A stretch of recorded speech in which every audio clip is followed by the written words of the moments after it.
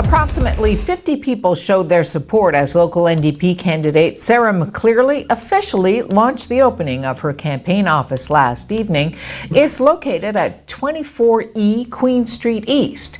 McCleary said one of the biggest issues she's heard from her constituents is affordability. Other issues she hopes to combat are climate change, workers' rights, and job creation, as well as fighting to protect public and private pensions. So things like introducing universal pharmacare are really important to me. People are paying far too much for their prescriptions, and so we want to make it so that they can get their prescriptions just with their health card rather than having to pay with their credit card. I really want to represent the working people of Sault Ste. Marie. I think that it's been too long since we've been really represented by, one of us, more or less, right? So I really want to be the voice for the working class people of Sault Ste. Marie and represent them in Ottawa. It's important to me to be a voice for the Sioux because I'm going through the same things as the people in Sault Ste. Marie. I'm working 3 jobs to get by. I'm struggling to get my family's prescriptions and to pay our bills. So it's really important to me that I can help other people that are going through the same thing.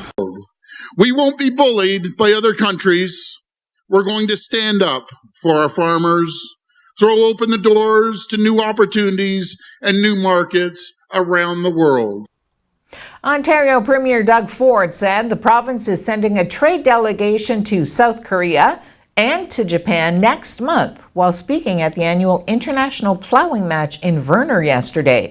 The match, a magnet for Ontario politicians, also saw NDP leader Andrea Horwath talking about broadband expansion in the north and Liberal leader John Fraser on government cuts. Premier Ford heard something this afternoon that relates to the $2.3 billion in cuts to education, to healthcare, to things that families count on that were identified in last week's public accounts. So if you look at schools here, secondary schools in the north and in rural Ontario, it's going to limit choices. Andrea Horwath was talking about broadband. Broadband in the north, internet is essential, not just for business, for agriculture, but for health, for education, for being connected to the world. It's like a road. It's like electricity. It is like a utility, and it's going to require everybody working together, business, government, all 3 levels, to try and make that happen. Things like that happen. We'll make sure we get the proper stickers made, but hey, I agree 100%. Okay, are you getting, is it the same company that's going to I got to talk to Minister Rickford, but again, that company messed up. And Meanwhile, Ontario Premier Doug Ford says the government's province-wide campaign to criticize the federal carbon tax just isn't sticking.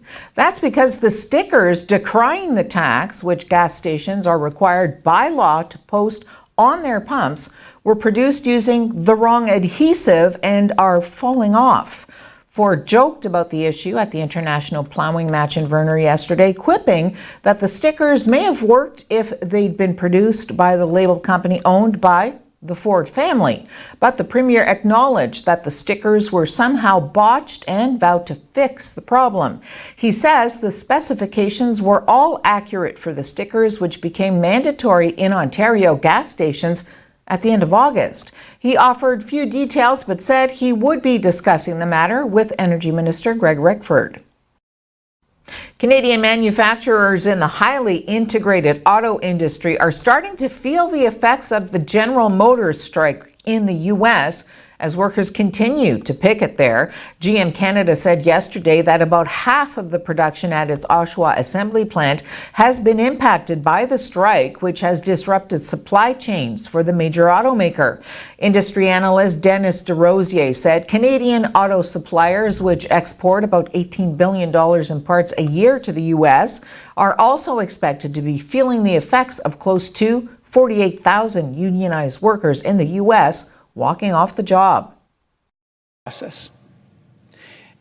And studies show that there was a 40% reduction in the gun homicide rate after Connecticut passed that law. Okay, let's take a look at Missouri, which did the opposite. A few years ago, it repealed its purchase permit law that requires you to get a background check with every sale of a weapon in Missouri. And guess what happened? A year later, gun homicides went up by 23%, controlling for every other factor that could have explained it. In fact, during that period of time, gun homicide rates were going down in all the states around Missouri, and they went up. U.S. Senate Democrats held a late-night session yesterday to call for a debate on gun control legislation. Senate Majority Leader Mitch McConnell says Congress remains in a holding pattern as lawmakers await proposals from the White House.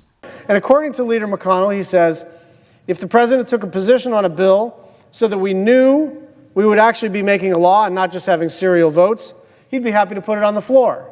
Now, let me just say, that's not actually how the Senate is supposed to operate. We're supposed to originate the legislation. We're supposed to be the world's greatest deliberative body. We're supposed to determine what kind of law to make. We're not supposed to play Mother May I with the President of the United States and wait for clearance before we even initiate a debate.